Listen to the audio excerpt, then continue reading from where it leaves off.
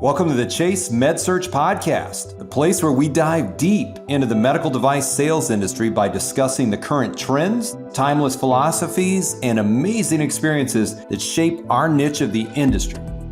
Join me, Jordan Chase, on a guided tour as I speak with established sales leaders and professionals as they share stories that will help you get in, stay in, and thrive in your medical device sales career. Let's start the show.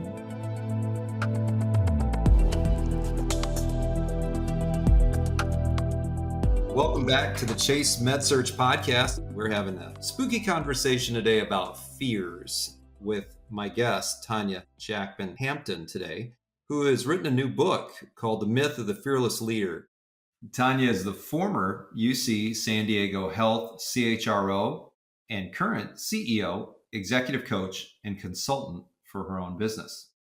She has 30 years of experience in effectively leading and cultivating organizations to be engaging and inclusive, and she's led in Fortune 500 settings and nonprofits.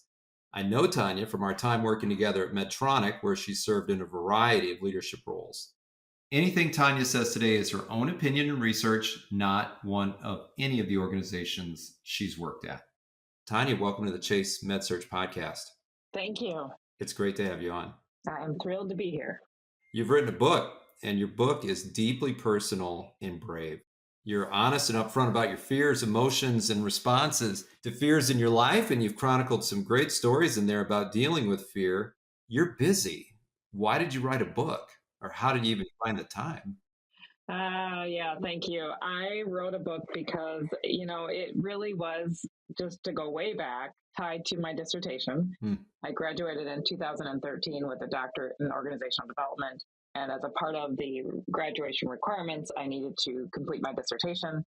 And also, as a now scholar, that is what you are deemed, if you will, when you graduate. You are committed for the rest of your life to contribute to literature. And so I embarked on a path of denial at first, to be honest.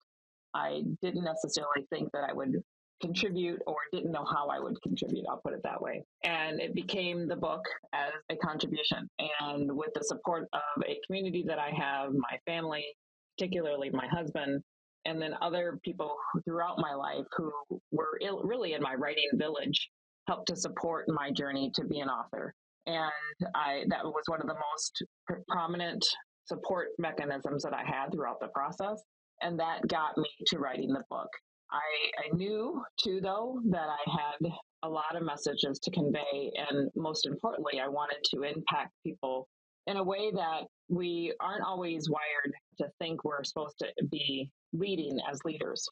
And the idea of being a leader, I think oftentimes we believe it's this individual that's on a stage and they don't worry about much but the business challenges that they have. When in fact, there is reality through the work that I did, the research that I did, that leaders do experience fear, and there's not really a fearless stage. Fear we need to really make decisions. And so with my passion to want to support and lead with other people and help them guide themselves and the organizations that they're a part of, or the success or vision, mission that they are trying to achieve, I really wanted to continue my quest to write the book. Yeah, and it, like I told you, off stage, if you will, it is a very helpful book. I like this book a lot. And from our time working together at Medtronic, you were involved in significant leadership positions yourself, and you were counseling leaders, working with leaders, coaching leaders, and things like that. Was there a common thread either there or in the totality of your work that you find that many leaders are afraid of? Or is there a common theme with leaders in leadership that you tend to see kind of collected together? Absolutely. And I will say that the work was really confirmed through the research that I did. There are generally 16 universal fears that leaders feel. And I was able to see those themes while doing work at Medtronic and otherwise. And the research showed through the participation of the individuals that I interviewed that there really is this set of 4 types of fears. One is related to results, and baked in that are a few of the 16. Another one is integrity fears. And again, baked into that are a few more fears. And then uncertainty fears, and baked into that, I'll keep repeating, are some other fears. And then finally, credibility fears. And also that includes a set of fears. And I use that really to frame up what I would say is what we often do with our fears is we get in a fight with them, or a feud, F-E-U-D. And those fears generally are about people who want to achieve success. That's why I called it results. They want to make sure that they have credibility. That's why I called it integrity. They want to make sure that they are able to see through the uncertainty when reality is there's always uncertainty. And then finally, they want to really think through, how they can build trust with other people, hence being the credibility fear. Yeah, that is, I think, spot on. And it encapsulates so much. Who is a leader? I thought that was really interesting when you kicked that off because, a lot of people think they're not leaders. And I think you have a counterpoint to that. Yeah, thank you. I do. I believe that all of us are leaders. I believe that leaders certainly have a intertwined innate ability to lead, and then others don't. Others are able to grow. And there is two sides of the conversation that I just presented, that some believe that you are born as a leader, and others believe that you grow into being a leader. And I think that the task really for us is to establish a sense of self-knowledge and awareness so that we can know how we lead ourselves. And that's the most important leader that you can be, is how to lead yourself so that you can then actually take the true title, if you will, of being a leader and be able to lead people or organizations. But we have to start with self in order to be able to lead other people and guide through their challenges and or our life, which comes first. I feel like that gets to the topic of authentic leadership, right? Where it's almost like someone's not playing a role that they think they're supposed to play, but they're very comfortable in their own skin and they're able to then kind of out of that center lead with everything that they have. And people look at that person and they say, that person, good, bad, up, down, no matter what the situation, I have a feeling like I get a grasp on that person's leadership and they are who they are, warts and all sometimes. Would that be right? Yes, and I can relate to that. Generally, our stories or who we are as an individual and how vulnerable we are willing to be creates connections with other people. And people want to be able to see some form of a connection with a person that they're connecting with. And so the more authentic we can be, the more transparent we can be, the more likely we are able to build trust in a relationship, and the more likely we are able to build up inspiration from someone else, really being intrigued with who we are and wanting to work with us or partner with us or do things together. Mm-hmm. Where do we get the idea that leaders are supposed to be fearless? It's a very common idea. Yeah, it is a very common idea. And it starts, from the very beginning that we hear the message of it should be that leaders are fearless. And those are all the labelings and messages that we hear. And it's a narrative that we've created in this world. And so it's a stage that is going to be hard to crack or sort of redefine.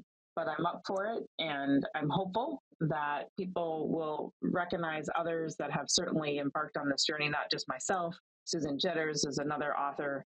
Brene Brown is another author. All their context believe too, similarly like myself, that really it is about recognizing what are your fears and understanding how you can respond to them so that you can be an effective leader. And that requires a very strong relationship with who you are or the emotions that you have, like fear.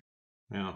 I think when someone thinks about fear and being honest about their fear and honest with others, there's an additional thought that comes about that if I'm vulnerable with folks, then that's going to be a weakness and something bad's going to happen. Do you find that often with leaders that they're unwilling to take the step and be authentic about it because now they've created a vulnerability? Absolutely. And I have seen time and time again, personally and beyond with other people, that when we are transparent about who we are or what we feel, people use that as a form of defining who we are. And then they can make decisions or have assumptions that we must be fill in the blank. And the reality is that we are all human. And I do believe one of the things that I mentioned in the book, which is that fear is the intersection between diversity and inclusion. And we're worried about, the diversity that people hold. And if that diversity is different than me, then I may not be included, or they may think about exclusion.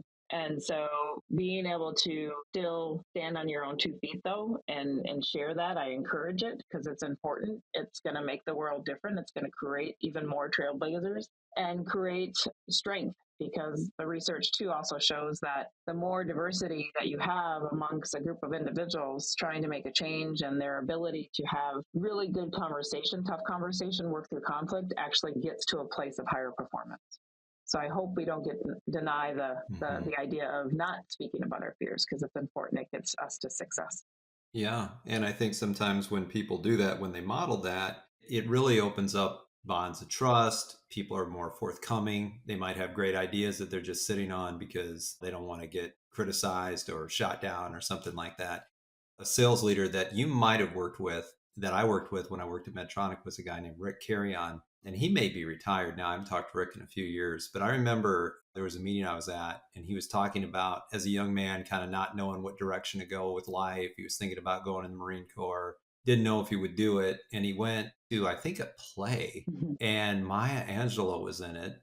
And when he walked out of there, he was so inspired by it that he said, I'm going in the Marine Corps. And he joined. And he brought down the house at that sales meeting when he did that, when he said that. It was pretty impressive.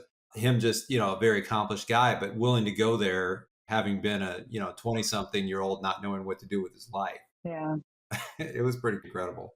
It's fun that you mentioned him. He actually has been a lifetime, if you will, mentor of mine. And I stay in touch with him pretty much, I'd say every year or so. Yeah. And he is one, of the many leaders that I had the opportunity to learn from, but one I hold right near and dear to my heart based on, just like you said, some of the exemplification that he did in terms of his leadership and what he really tried to, place or influence others with. He was very good at helping people identify what their leadership capabilities are, and standing behind that and being willing to do it when others maybe didn't. And I would say that too, he taught me that people don't have to agree with everything you say, but if we can at least find some form of a connection, we can create strength between 2 people or more and be able to make an impact. And I think that that's probably what he even experienced sitting in that audience, hearing from Maya Angelou, and she influenced him, and off he went to achieve one of his goals. Yeah. Pretty incredible stuff. Well, in writing this book, I mean, you're a leader, obviously, and you're writing a book about fear, and you had to confront some of your own fears. Yeah. What makes you afraid? There are really 3 deeper fears that I have. One is about losing other people in my life that are really important. The second one is really about, just having something that's going to create death. Or the third one is really about just race and how, that's been with me, obviously, all of my life, being a Black woman. And not every time have I felt that there is an issue of race. However, I have experienced challenges with how people may treat myself and or others of a different race. And so, from the very beginning of that experience or those experiences, that has influenced how I show up. But over time, I've improved how I show up too, and try to use those lessons and or experiences that I've had to help cultivate inclusion and help cultivate a partnership with other people and build strong environments where people can be successful. Yeah. And in taking those fears on, one at a time, and then being able to write about them. I mean, obviously, I don't know if you'd use the word conquered those fears, but you talk about how to work through your fears in the book: engage, explore, execute. And so as many people as there's many different things that people cause anxiety with them, make them nervous, afraid, if you will. You offer a framework for how to do that, how to engage, how to explore, how to execute against fear. Can you give us like a little sketch of that? Because I think there's like universal applicability for that. Everybody's afraid of something. Yeah, exactly. Yeah. So our brains are hardwired to fight, fright, or freeze. And that's because fear, when we see it and we react in those ways, the fight, fight, or freeze, that keeps us safe. And it helps us to make decisions, fear does. And instead, what I'm offering is not to suggest that you won't ever fight, fight, or freeze, But do that when you see a situation that is going to cause harm to someone else or yourself, or there's bleeding involved, things that are detrimental. That's when you'll want to fight, fright, or freeze. But when we're talking about day to day challenges or challenges at work or interactions that you might have with other people, rather than fighting, or freeze, think about how you can engage and really think about explore and execute. And what that looks like is naming your fear. What is that emotion that you're having? Is it fear? Is it worry? Is it doubt? Is it, scared? Whatever that is, name it. And then think about a time when you've experienced that similar emotion and what was the experience that caused that. And then the trick there is to think about a time that you were successful when you had that emotion. And then talk to other people. That's what the explore phase looks like. Have conversations, learn from other people, get a different perspective, identify ways that they were successful, find another leader that looks like you, doesn't look like you, has had similar experiences, not similar experiences, but learn from them or learn from a group of individuals that have had other fears, whether it was the same situation that caused it or not. And then hear what they did and compare that to the plan that you identified previously, where you identified a time that you were successful. How did you get there? And create your plan. And that's the execution phase. And utilize that plan to now face a similar fear or a brand new one and go through the steps so that you can grow. You may not get exactly what you want once you execute your plan, but at least you tried and you grew, and there's success on the other side of that. Yeah, and I know you do coaching as well occasionally, right, with folks? I do. And I do. I'm thinking about in some instance maybe a really high level performing rep that is hearing this and has maybe some concerns about the fact that they have to present to the C-suite, and that may not be their bread and butter. They may have always been a surgical rep in the trenches. They're totally great with doctors in the operating room and they can just get it done. But the thought of going into the executive offices, carpeted areas of the hospital, doing a big presentation, demonstrating ROI, they want to elevate themselves to that, and it's going to make a difference in their business, and they have to do it. But the thought of getting up in front of all those eyes, it paralyzes them, right? How would you, in a mini sketch here, how would you talk to that individual? I know you outlined some of it just now, but I'm just trying to put a little practical application to it. Yeah. So I would first understand what are some of their own stories that they've lived through in their life where they feel like they've really been able to achieve something that made them feel good. And also, what's important in coaching is listening to their problem. Yeah. And really, really deep listening, and that requires you to ask multiple different questions. And I always tell the people that I coach that I'm not going to be the one that's going to give you advice. That's what coaching is about. I'm really going to be the one that's going to ask you hard questions so that I can get below the surface and understand the emotion that is driving your concern or that is underneath that problem that you're presenting. And then once that emotion and or that below the surface story surfaces, then it's helping to identify what does the person want to achieve in the conversation, and how is it that their fears are inhibiting them from being able to have the conversation or even achieve the thing that they're trying to achieve, beyond the problem.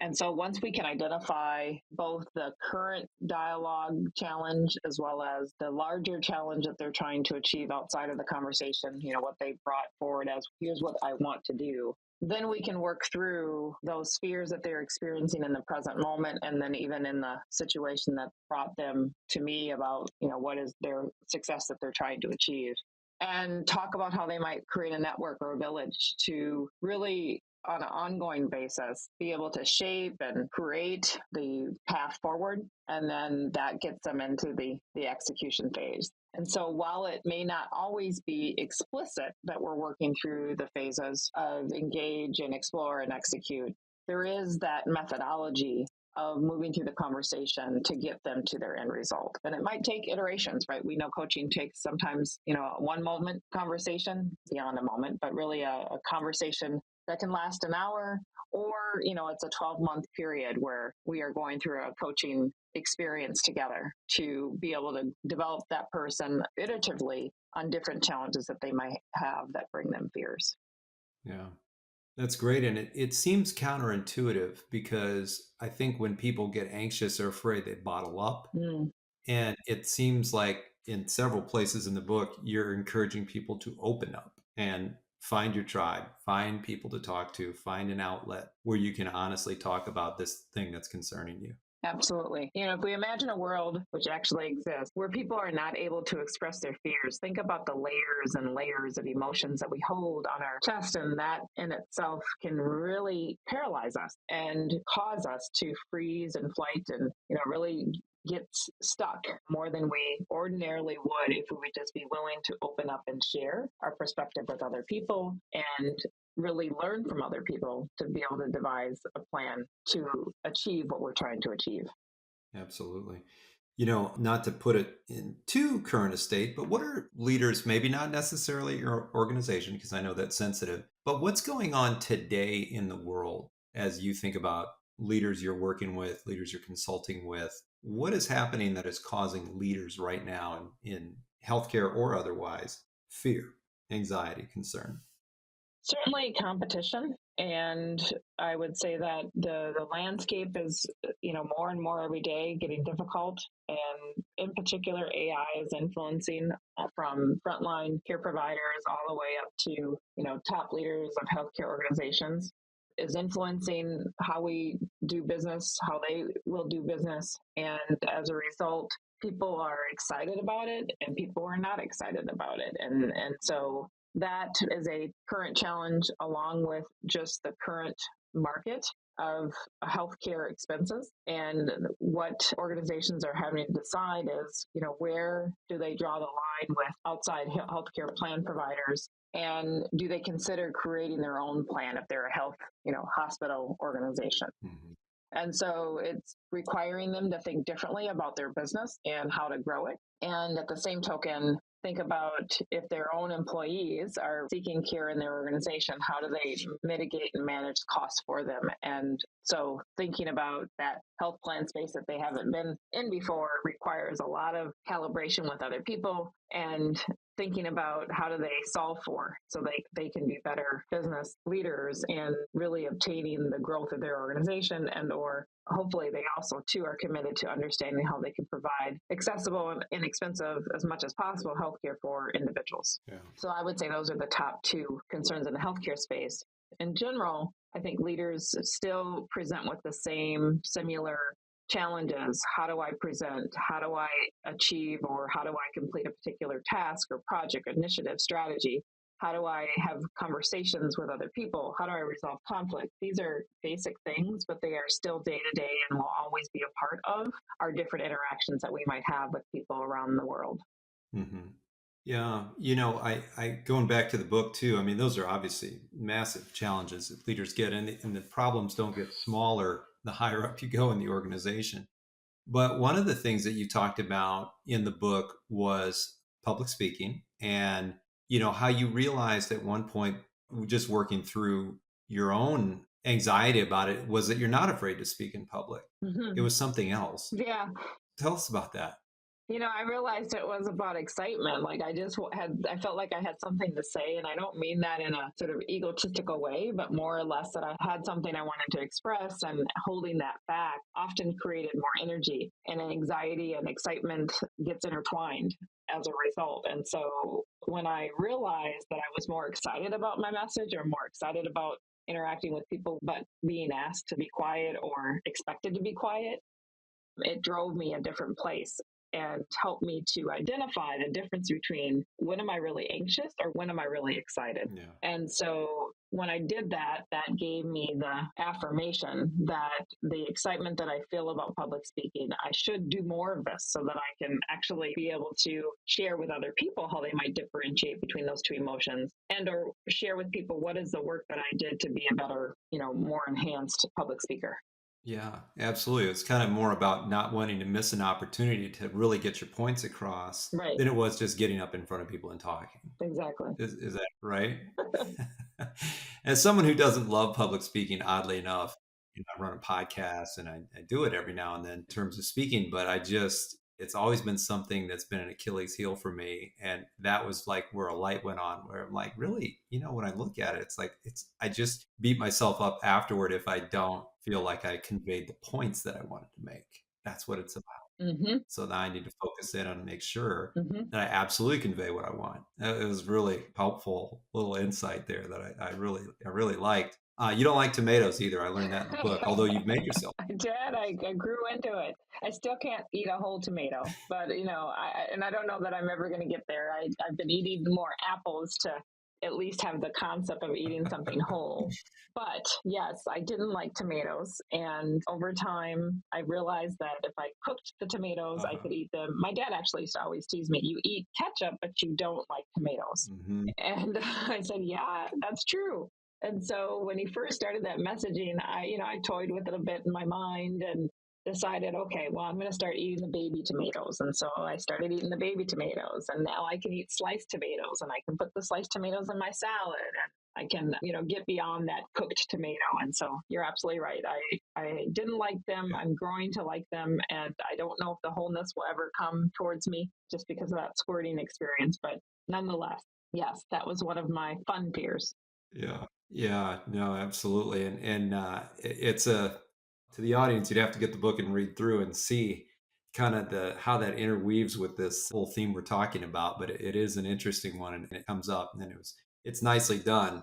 Not to get too political, but you do relate a vignette or story in the book where we had a major political event in 2016, and you had to give a talk the very next day. And I think you're the HR executive leader of the organization that you were at or close to it.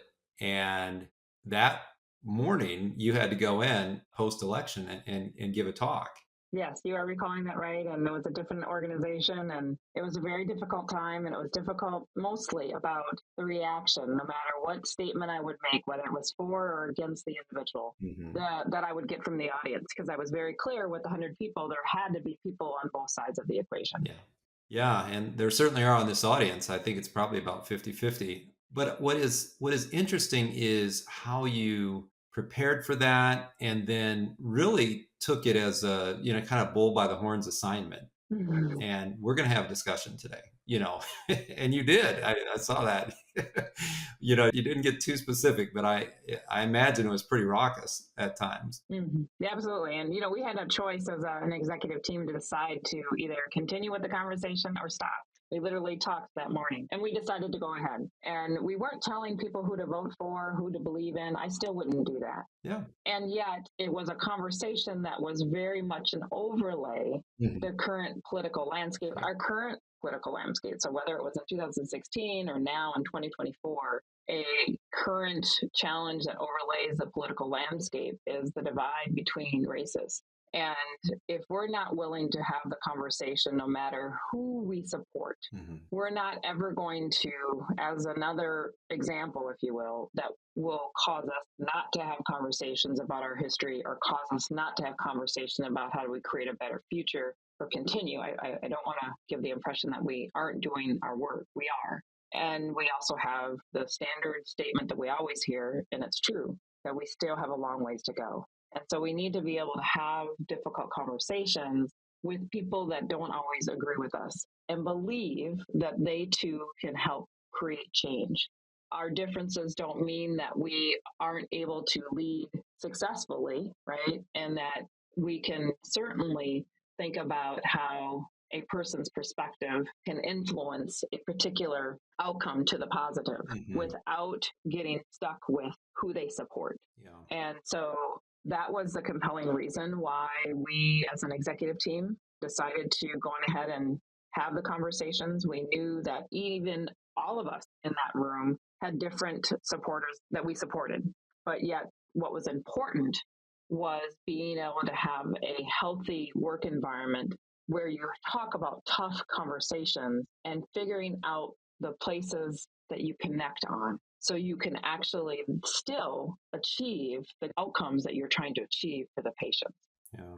If we aren't able to continue to accept and acknowledge people's differences, that's going to inhibit our ability to want to work with one another. And if we don't work with one another, then we can't create and design really good health outcomes for patients and save lives. And so that's why we thought it was important. And that's why I continue to believe it's important, regardless of who I support or someone else supports. I'm willing to partner with someone and understand how we can be very productive together, regardless of our differences, identify that connection so that we can achieve really good outcomes, whether it's health related or not. Yeah, that is incredibly helpful and wise. Tonya, thank you so much for being on the Chase MedSearch podcast. I want to encourage people to go out and buy the book. It's called The Myth of the Fearless Leader. I'll link to it in our show notes. If you're interested in finding out more about Tonya, she has a website, www.drtonyajackmanhampton.com, and we will include that website in our show notes. Tonya, thank you for being on. Thank you. Thank you for joining us on the Chase MedSearch podcast. I hope that you gained some helpful insight from today's episode. If you enjoyed this episode, be sure to subscribe so you don't miss future episodes, and give us a like on your favorite streaming platform. It really helps grow our audience. For more information on Chase MedSearch, visit our website at chasemedsearch.com. Thanks again for joining us. Until next time, I'm Jordan Chase, and this has been the Chase MedSearch podcast.